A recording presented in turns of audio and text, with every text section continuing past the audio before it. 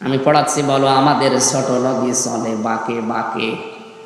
আমারে বলছে, হুজুর মায়াকার দয়েকার র আমাদের লিখতে 4টা অক্ষর লাগে, কোন কারণে? আমি কি বলবো?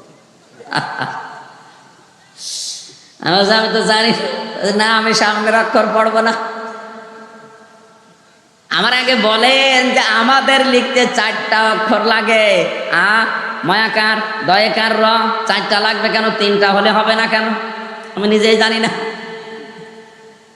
ওই সময় চিন্তা করলাম, আল্লাহ, এতটুকু মানুষ এ সামনের শব্দে যেতে চাই না, প্রথম শব্দ না বুঝে। অথচ এই দেশে হাজারো মুসলমান আছে, জন্মের পর থেকে মরণ পর্যন্ত কোরআন পড়ে যাচ্ছে। জালিকাল কিতাবু লা রাইবা ফীহি মানে কি? পেটে বোম মারলে বলতে পারে না।